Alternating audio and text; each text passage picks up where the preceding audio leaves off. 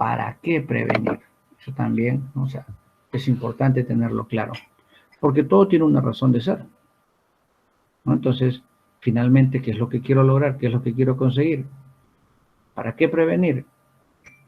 Para aprender a querernos y a conocernos. El niño debe tener clarísimo, por eso les decía, el amor propio, ese sentimiento de satisfacción consigo mismo, debe ser abordado como uno de los aspectos, o sea, no le digo que es el todo, uno de los aspectos, porque para sensibilizar en sexualidad humana hay que comenzar con el autoconocimiento, y ahí es donde podemos nosotros, pues, trabajar el querernos y conocernos. ¿Para qué prevenir la sexualidad? Para hacernos seguros, fuertes y libres, y tener ya claramente definido que la voluntad es propia de cada persona, no de los demás, ¿no? ¿Para qué prevenir la sexualidad? Para fortalecer el desarrollo de una sexualidad sana y plena. Y eso es un aspecto importante, ¿ya? Hablar de lo que es una sexualidad sana y plena. No es lo mismo, solamente ahí hay que dejar clarísimo, repito, en la vivencia de la sexualidad hay que dejar de lado mitos, creencias irracionales, incluso tabúes, que impiden eso que estamos llamando sexualidad sana y plena. ¿Ya? Entonces, la sexualidad saludable pasa por dejar de lado desinformación, pasa por dejar de lado ideas erróneas y reemplazarlas por información que sea veraz. ¿Ya? Porque a veces nosotros nos quedamos con información que hemos adquirido probablemente de personas significativas, que pueden haber sido nuestros padres o nuestros maestros.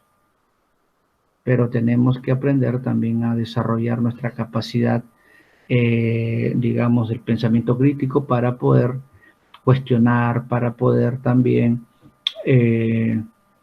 contrastar todo aquello que recibimos como información. Incluso lo que hoy día estamos nosotros conversando, contrástenlo, debátanlo y arriben a sus propias conclusiones, siempre respaldándose en evidencias, pues, científicas, ¿no? ¿Para qué prevenir la sexualidad? Para aprender a tomar decisiones en forma responsable. Eso está demostrado incluso con muchos estudios. Las personas que están empoderadas, las personas que tienen información clara, son aquellas que están en mejores condiciones de tomar decisiones de manera responsable, pero también de tomar decisiones que resuelven una situación. Entonces, la educación sexual debe permitirle a los niños y adolescentes tomar mejores decisiones en su día a día o en situaciones en las que tienen que, pues, ya enfrentar. Ahora, ¿para qué prevenir la sexualidad? Para aprender a establecer una adecuada relación de pareja. Y eso es importante, ¿no? Hoy día, en el que vemos tantas situaciones asociadas, pues, a las relaciones de pareja, es importante que el adolescente pueda construir una noción de lo que es una relación de pareja saludable. Esto es importantísimo tener claro qué cosa, ¿no? O qué información maneja sobre lo que es una relación de pareja saludable y cómo construirla. ¿Ya? Entonces, lo que se ve generalmente en los últimos tiempos es que relación de pareja implica limitaciones, relación de pareja implica prohibiciones, y a eso, pues, ¿no?, sale de los criterios de lo que implica una relación sana. Entonces, prevenir en sexualidad a través de programas de educación sexual debe llevar también a construir esa nueva noción, ¿ya?, de lo que es, pues, una relación de pareja sana. Entonces, miren, todos los aspectos sobre los cuales nosotros podemos impactar o influir a partir de una propuesta, ¿ya?, en el que se aborde, pues, esa nueva concepción de lo que es la sexualidad. Algo que también está claramente demostrado es que mientras más temprano se comience a trabajar con las personas, ya los resultados favorables en el mediano y en el largo plazo van a estar casi asegurados. A veces se piensa que se tiene que implementar la educación sexual recién en el nivel secundario, ¿no? O cuando los estudiantes pues ya están en cuarto, quinto de secundaria para irse del colegio. Sí puede hacerse, ¿no? Pero, repito, mientras más temprano comencemos a sensibilizar, mientras más temprano se comience a abordar la temática de la sexualidad humana, ¿no? Entonces va a tener, repito, resultados esperados o favorables en el mediano y en el largo plazo. Así que a veces siempre preguntan, ¿y es adecuado trabajar con niños del nivel primario estos temas? La respuesta es sí. Claro, la metodología, la forma de abordaje tiene que ser otra, por supuesto que sí, pero recordemos, y eso lo vamos a señalar luego, que la educación sexual es una línea continua en el tiempo, no es que es una línea transversal que se da en un momento de la vida de las personas, no. O sea, la educación sexual debería tener digamos, ese continuo. Está presente a lo largo de la vida de las personas. Entonces, ya esos aspectos hay que irlos tomando en cuenta. No sé si hasta acá hay preguntas, dudas, comentarios, algo que decir. No me dejen hablar a mí solo. La idea es que podamos intercambiar opiniones sobre lo que se va señalando. Algo que quieran acotar, algo que quieran señalar, quizás relacionado con alguna experiencia académica, laboral. Yo quiero hacer Sí, una claro. pregunta. Esta misma pregunta se la hice alguna vez a un psiquiatra.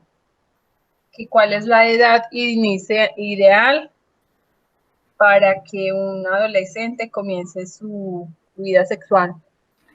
Es una pregunta en la que no podemos nosotros decir eh, tal edad, o sea, sería poco responsable decir pues a tal edad. Hay que tomar en cuenta el contexto en el que vivimos.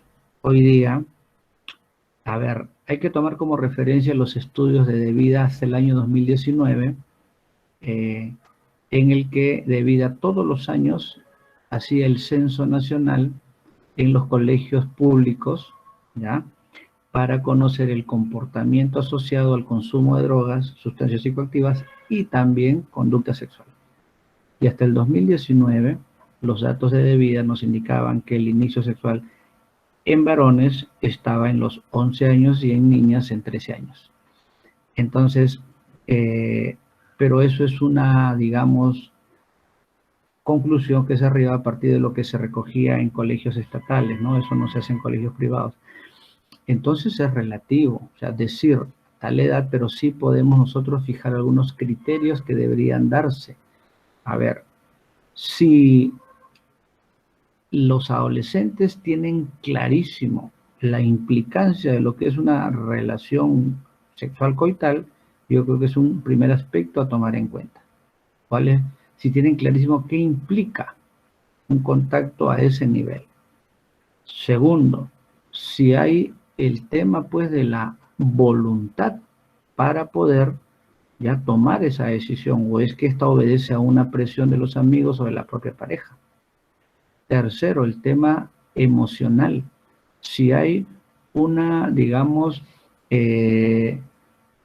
a ver, pues, un manejo emocional frente a la situación que implique ese contacto físico con esta persona y si esto luego no va a generar sentimientos de culpa, si esto no va a generar algún tipo de situación que pueda desencadenar otra conflictiva a nivel emocional. Entonces yo creo que ese es otro aspecto a considerar.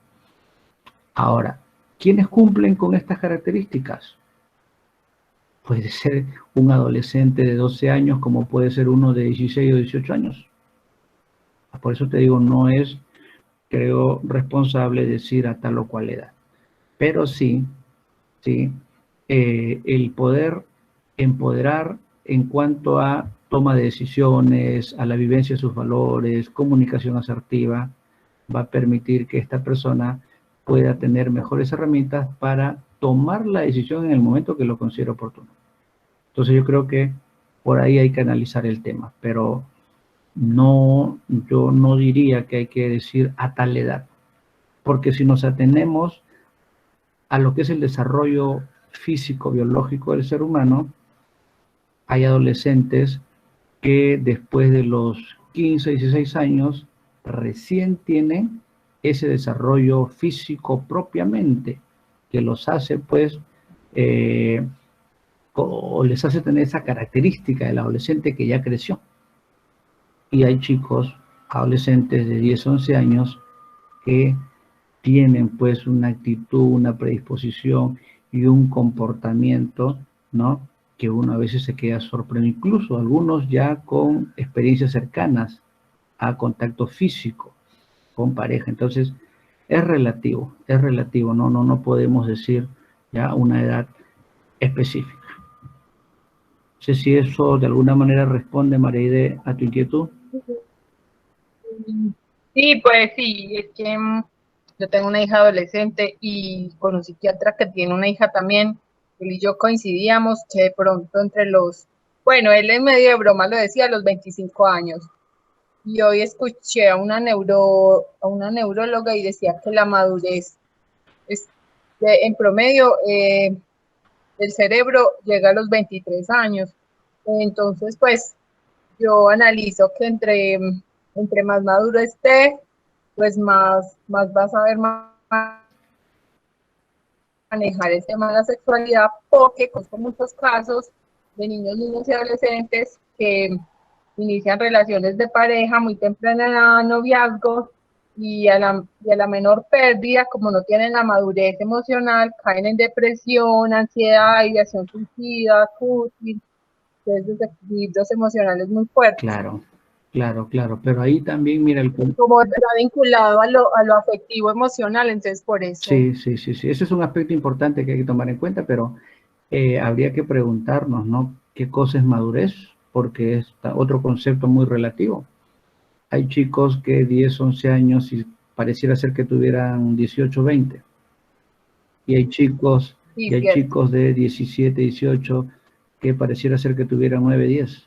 Entonces es un concepto relativo también. Claro. Entonces, lo que sí creo que es clarísimo en esto. ¿Puedo hacer otra pregunta? Sí. ¿No? No, tranquilo, termine.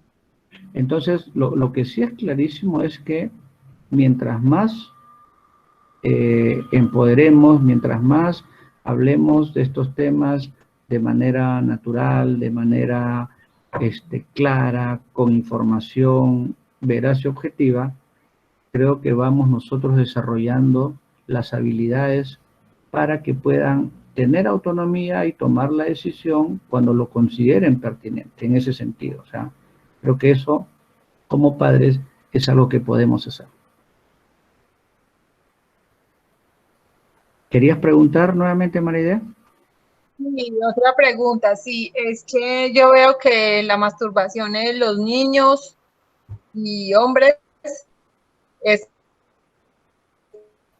como más natural, ¿cierto? Como que el cuerpo naturalmente se lo pide, pero en cambio las niñas no se da tan naturalmente.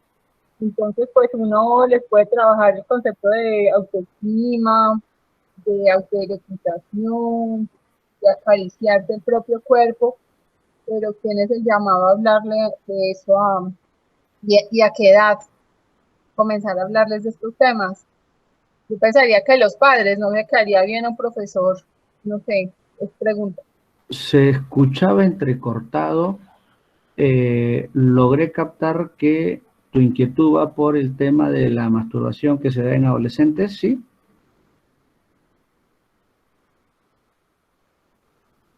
Y es lo que logré captar. Sí, y cómo se debe orientar a las niñas, es el llamado a hacerlo. Muchas gracias. Claro, a ver. Una de las conductas usuales en la adolescencia relacionada al comportamiento sexual es justamente la masturbación. Que desde el enfoque de género tradicional sí está permitido y aceptado en el varón, pero si se da en la mujer es un escándalo, ¿no? O sea, es pecaminoso. Eso también es algo que la sociedad ha construido. La masturbación es un comportamiento, podemos decir, esperado dentro de este desarrollo, ¿ya?, sexual en hombres y en mujeres. ¿Por qué? Porque hay toda una explicación biológica, hormonal, que explica la aparición de este impulso. El adolescente y el niño tienen que aprender que en la manifestación de la sexualidad hay conductas públicas y conductas privadas. La masturbación es una conducta privada que tiene que tenerlo claro en cuanto a su manifestación. Que se puede, ojo, abordar desde el autorreconocimiento corporal, o sea, hay que cambiarle la connotación al adolescente de que es pecaminoso, de que es malo, y entenderlo desde ese lado, pero hay que, ojo, encaminar en el sentido de, pues, no no permitir que esto pueda afectar otros aspectos de su vida cotidiana. O sea, si vamos a querer saber si esto es malo como un cambio esperado de la sexualidad, no lo es. Vendría a ser malo cuando esto ya, por ejemplo, adquiere una prioridad en su vida de tal manera que lo desconecta de otras obligaciones y responsabilidades y ya afecta a estudios, ya afecta a su vida social, ya afecta incluso la dinámica familiar. Sí, ahí sí es malo. Pero también hay que dejarle claro que hay formas de cómo canalizar, ¿no?, esa consecuencia de la madurez biológica, que es lo que hace que el impulso sexual esté ahí presente. Entonces, repito, que sea más tolerado en varones y más oculto en niñas, es porque tiene que ver mucho con la concepción que se tiene sobre esa inequidad de género para hombres y mujeres. Pero repito, que una niña muestre conductas de este tipo es esperado, no es tampoco para poder satanizarla y no es tampoco para, ¿no? Pero sí se puede a partir de allí ir orientando, sí se puede ir, pues, encaminando, ¿no?, con un abordaje no punitivo, un abordaje no culpabilizador, pero sí un abordaje más de tipo de valoración de lo que implica la vivencia de la sexualidad. Yo creo que ese es un aspecto importante que muchos padres deben tener claro, porque, a ver, la connotación tradicional es, eso es malo, y como es malo, se culpa, se señala, y esa es la actitud que tiene que trabajarse desde el lado de los adultos. Entonces yo creo que por ahí hay que encaminarlo. Pero mira, yo enseño el curso de sexualidad humana en la universidad, y lo que hace 5 años era, pues, un tema que solo los chicos lo comentaban, hoy día también las chicas lo comentan como parte de una manifestación de la sexualidad. Entonces pareciera ser que el tema poco a poco va también siendo parte del interés en estos cambios de la sexualidad que experimentan también las mujeres. Entonces, por ahí es lo que podemos señalar Maride. No sé si eso también responde a tu pregunta. Sí, muchas gracias. Correcto. Entonces, a ver, vayamos avanzando para poder, ¿no?, tener claro. ¿A quiénes nos ayudan? O sea, hay que tener claro esto para nosotros que estamos en esa posición de educadores, de profesionales, de personas que están, ¿sí?, como proveedores de, puede ser de un servicio de salud. ¿Quiénes nos ayudan a prevenir? ¿Quiénes nos ayudan a poder hacer efectiva la educación sexual? Punto número 1, una buena comunicación con nuestros padres o personas de confianza. Y eso hay que dejarlo clarísimo ya a los niños y adolescentes. Miren lo importante que es el tema de la familia. Miren lo importante es que los padres y los adultos estén sensibilizados con el tema. Siempre, siempre, siempre, yo lo repito cuando he tenido la oportunidad de hacer talleres sobre este tema. Para hablar de sexualidad, quien habla debe estar sensibilizado con su propia sexualidad, con la vivencia de su propia sexualidad. Yo no puedo ir a hablar sobre la educación sexual si es que antes no tengo claro en mí lo que implica, la vivencia de la sexualidad, o probablemente no he desterrado mitos y prejuicios en relación al tema. Entonces, los adultos, las personas significativas, los padres, deben tener esa, primero, información clara y naturalidad para favorecer una comunicación con los hijos, niños y adolescentes. Eso es importantísimo, ¿sí? Porque, a ver, cuando los adolescentes tienen inquietudes con respecto a situaciones relacionadas con su sexualidad, si la confianza existe con los padres, yo les aseguro que son ellos los primeros a quienes van a ubicar para poder, pues, pedirles que los orienten, para pedirles que les aclaren, ¿no?, el tema. Pero si no hay esa confianza, si no hay esa cercanía, si no hay esa actitud de escucha, esa disposición para poder, pues, abordar, les aseguro que ese adolescente o el niño a quien va a buscar será el amigo. Y ya sabemos que el amigo le dice todo al revés. Y ya sabemos que el amigo le dice las cosas muchas veces por conveniencia. Y termina encaminándolo a ese adolescente a un problema mayor. Entonces, qué importante es que los padres también estén sensibilizados en el tema. Qué importante es que los adultos tengan una concepción, pues, de una sexualidad sana, de una sexualidad plena, ¿no?, de las personas.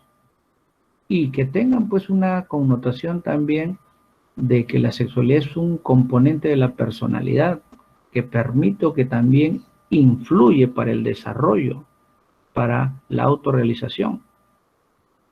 Entonces, ese es un aspecto importantísimo que va a incidir mucho cuando se hace prevención. Y el otro aspecto es, pues, el tipo de información que manejamos. O sea, la información debe ser veraz. Los prejuicios, los mitos, las creencias, ¿ya? Incluso el saber popular que no tiene evidencias es algo que debemos ir dejando de lado. La información que se maneja en torno a lo que es la educación sexual debe ser información veraz, pero también suficiente. ¿En qué sentido? En el sentido de tomar en cuenta, ¿ya?, la etapa de vida en la que se encuentran las personas para poder trabajar y brindar la información. En ese sentido hay que entender esta característica. Y acá también, cuando hablamos de información, hay que tener en cuenta la forma como se transmite dicha información. No es lo mismo hablar con niños de 6 u 8 años que hablar con adolescentes de 14 o 15. Entonces ahí también hay que tener el tino suficiente, por ejemplo, para saber qué tipo de lenguaje utilizamos, cuál es la actitud que asumimos cuando abordamos el tema, cuál es el tipo o la naturaleza de la información que vamos a compartir. Ese es un aspecto importantísimo para los padres, pero también para aquellas personas que realizan intervenciones desde la educación sexual. Porque, a ver, acá hay estudiantes que están en el proceso, ¿no?, de su formación profesional. No es lo mismo intervenir un colegio a nivel primario con niños, pues, que están en tercero o cuarto grado, que trabajar un programa de educación sexual con adolescentes que ya están en cuarto, quinto y secundaria y para irse, ¿no? La experiencia acumulada ya les permite haber construido una forma distinta de lo que es la sexualidad humana. Entonces, esos aspectos, repito, hay que tomarlos muy en cuenta para poder entonces ya tener éxito, pues, en lo que nosotros buscamos. Muy bien, entonces acá tenemos, miren, una pregunta que lo formulamos al inicio, ya, y que seguramente ha encontrado respuesta, ya, con lo que hemos ido hablando, ¿no? Entonces, ¿qué es la educación sexual? Rápidamente, miren. Esta es una conclusión, más que remitirnos a conceptos muy elaborados, muy teóricos. Yo creo que esto resume lo que podría ser la educación sexual. Lo dijeron en uno de los comentarios, parte del proceso educacional. Nosotros decíamos que debe ser un continuo de todo ese proceso, ¿ya?, de educación, de formación. Entonces, la educación sexual es aquella parte del proceso educacional que permite adquirir no solo conocimientos, ojo, porque podemos nosotros ir a hacer nuestro taller, pararnos al frente y comenzar a dar muchísima información. Eso está bien. Pero hoy día, ya, tenemos que recordar que para ser efectivos en intervenciones en las que se trabaja la sexualidad humana no solo implica el conocimiento, eso es importante, lo cognitivo, pero también debemos abordar lo afectivo y lo actitudinal, ¿no? Y la forma como lo abordamos también. La experiencia nos demuestra que las intervenciones que implican vivencias, que implican técnicas participativas y lúdicas, son las que nos permiten llegar en esas tres dimensiones, en lo cognitivo, en lo afectivo y en lo actitudinal. Entonces, educación sexual es aquella parte del proceso educacional que permite adquirir conocimientos, desarrollar actitudes y valores para vivir la sexualidad positivamente dentro de su época, cultura y sociedad. Ese es un aspecto importante, el tema sociocultural, porque lo que para una sociedad puede ser un comportamiento esperado, que está dentro de lo normal, ese mismo comportamiento relacionado a la sexualidad en otra sociedad no puede ser considerado de la misma manera. Y acá también hay que rescatar el tema de los valores, ¿no? Vivir la sexualidad humana a partir de la escala de valores que ha construido cada persona. No podemos nosotros pretender que todos tengan la misma escala de valores cuando ya se habla del tema de la sexualidad. Construir una escala de valores implica tomar en cuenta, por ejemplo, el tipo de crianza, el tipo de familia, el grupo de pares al que pertenece, el entorno socio familiar en el que ha crecido, etc. Cada persona ya ha construido su propia escala de valores que influye sobre su comportamiento y sobre las decisiones que pueda tomar. Entonces, eso, repito, hay que tomarlo muy en cuenta. Así que yo creo que esta conclusión nos permite, señalar lo que podría ser la educación sexual. Y aquí me gustaría preguntarles a ustedes, ¿agregarían algo más a esta conclusión de lo que es educación sexual?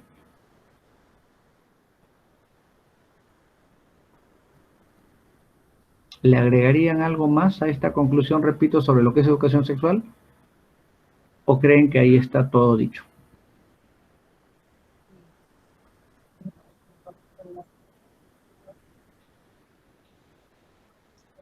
Creo que está completa, ¿no? Ya, correcto. Colega, ¿me permite? Sí, claro, claro. Genial. Quizás sería muy interesante colocar la palabra practicar. En esencia, para que la persona, digamos, lo hace, lo desarrolla y también lo practica consigo mismo, con su pareja, con su entorno, digamos, de relación amorosa que pueda tener. Quizás, o también por ahí va. Ya también es válido, ¿no? Que tiene que ver ya más con, digamos, interacción, ¿sí? Podría complementar esta conclusión a la que estamos nosotros arribando sobre lo que es educación sexual. Ya es válido lo que dice yo. Y desarrollo integral. A ver, Maraide, no te capté bien. Qué pena. Pues es que yo pienso que el tema de la sexualidad es un tema de autoestima, de valores, de relacionamiento consigo mismo, con el entorno, de competencias interpersonales. Entonces, es como Claro. crecimiento y desarrollo humano integral. Sí, por supuesto. Si hablamos del desarrollo humano integral, un aspecto a considerar es justamente la sexualidad humana o la vivencia de la sexualidad. Así como hablamos de un componente biológico, psicológico, social, ¿no? También debemos hablar de un componente sexual cuando nosotros nos referimos a ese desarrollo humano integral.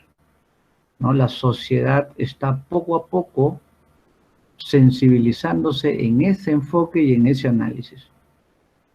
Todavía, como decía al principio, hay resistencia para hablar del tema, todavía hay pues ciertos prejuicios, ciertos temores, ¿no? Entonces, yo creo que poco a poco, este tipo de actividades en las que estamos en estos momentos deben contribuir a que no solo nos sensibilicemos, sino que la actitud pueda ir siendo de apertura, ¿ya? Muy bien, acá hay dos comentarios que quería leer y compartir con ustedes. En el chat se ha hecho. Dice Dora Osorio, nos comenta: prevenir es evitar. Educación sexual, trabajar en diferentes aspectos biológicos, psicológicos, sociales, efectivos y éticos. Correcto. Y Dora Osorio agrega: se previene desde una información válida y profesional, implica también a la familia. Correcto. Ese es el enfoque que debemos tener sobre lo que estamos señalando de la educación sexual. Entonces, es un tema, como se dan cuenta, pues muy amplio, en el que no solo es la persona, es también su entorno.